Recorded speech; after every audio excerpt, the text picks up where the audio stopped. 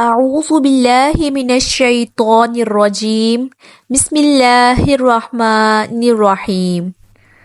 شروع اللہ کا نام لے کر جو بڑا مہربان نہایت رحم والا ہے۔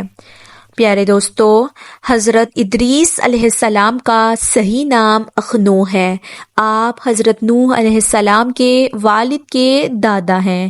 حافظ ابن کثیر نے آپ کا حلیہ یوں بیان کیا ہے: پورا قد و قامت، خوبصورت، خوبرو، گھنی دھاری، عمدہ اوصاف کے مالک، چوڑے کندھے، مضبوط ہڈیاں، دبلے پتلے، سرمغی چمکدار آنکھیں، گفتگو باوقار، خاموشی پسند، سنجیدہ اور مطیع تھے۔ حضرت ادریس علیہ السلام شیس علیہ السلام کی شریعت پر عمل پیرا رہے۔ چونکہ حضرت ادریس علیہ السلام رسول بھی تھے، اس لیے اللہ کی طرف سے مستقل ان پر شریعت نازل ہوئی۔ اللہ تعالیٰ نے آپ پر 30 صحیفے نازل فرمائے اور آپ اللہ تعالیٰ کی کتابوں کا باقاعدہ درس دیا کرتے تھے، اس لیے آپ کا لقب ادریس ہو گیا۔ آپ کا یہ لقب اس قدر مشہور ہو گیا کہ بہت سے لوگوں کو آپ کا اصلی نام معلوم نہیں۔ کپڑوں کو سینے اور سلے ہوئے کپڑے پہننے کی ابتدا بھی آپ ہی سے ہوئی۔ آپ سے پہلے لوگ جانوروں کی کھالیں پہنا کرتے تھے۔ ادریس علیہ السلام نے جب یہ دیکھا کہ مفسدین ایمان والوں پر ظلم اور زیادتی کر رہے ہیں، ان کا فساد بڑھتا جا رہا ہے اور سمجھانے کے باوجود یہ لوگ باز نہیں آ رہے، تو انہوں نے اپنے پیروکاروں کو جہاد کا حکم دیا۔ ادریس علیہ السلام پہلے شخص ہیں جنہوں نے اللہ کے راستے میں جہاد کیا، غنیمتیں حاصل کیں اور دشمنوں کو قیدی بنایا، لیکن غنیمتیں اور قیدی ان کے لیے حلال نہیں تھے۔ انہوں نے جہاد کے لیے سب سے پہلے ایک لشکر تیار کیا۔ اس لشکر کو 2 حصوں میں تقسیم کیا۔ ایک حصہ پیادوں پر مشتمل تھا، دوسرا حصہ سواروں پر۔ چنانچہ بھرپور تیاری کے بعد ادریس علیہ السلام نے قابیل کی قوم پر چڑھائی کر دی۔ حق اور باطل کے درمیان زبردست معرکے ہوئے۔ آخرکار ادریس علیہ السلام نے انہیں گھٹنے ٹیکنے پر مجبور کر دیا، ان کا بہت سا مال اور اسباب لوٹ لیا اور لوگوں کو قیدی بنا لیا۔ اللہ تعالیٰ نے حضرت ادریس علیہ السلام کی سیرت کے بارے میں قرآن مجید میں اشارتاً سورۃ مریم میں ارشاد فرمایا، اور اس کتاب میں ادریس کا بھی ذکر کر وہ بھی نیک کردار نبی تھے، ہم نے انہیں بلند مقام تک اٹھایا۔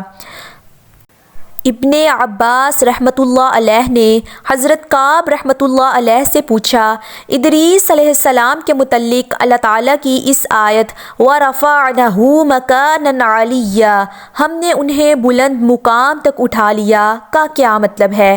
کعب رحمۃ اللہ علیہ نے جواب دیا کہ اللہ تعالیٰ نے ادریس علیہ السلام پر ایک مرتبہ یہ وحی نازل فرمائی: اے ادریس، تمام اہل دنیا روزانہ جس قدر نیک عمل کرے گی، ان سب کے برابر میں تجھے ہر دن اجر دوں گا۔ ادریس علیہ السلام نے یہ سنا تو انہیں خواہش محسوس ہوئی کہ میرے اعمال میں روز افزوں اضافہ ہو، اس لیے عمر کا عرصہ طویل ہو جائے تو اچھا ہو۔ انہوں نے وحی الہی اور اپنے اس خیال کو رفیق فرشتہ پر ظاہر کر کے کہا کہ اس معاملے میں موت کے فرشتے سے گفتگو کرو تاکہ میں نیک اعمال کا زیادہ سے زیادہ وقت حاصل کر سکوں۔ اس فرشتے نے جب یہ سنا تو وہ ادریس علیہ السلام کو اپنے بازوؤں پر بٹھا کر لے اڑا۔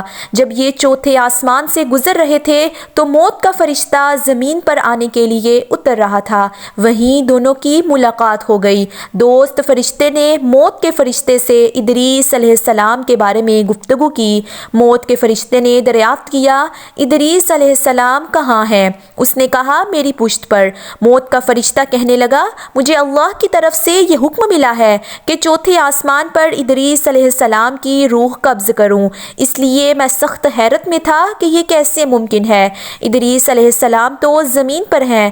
چنانچہ موت کا فرشتہ ادریس علیہ السلام کے پاس آیا، ان سے اجازت طلب کی اور ان کی روح قبض کر لی۔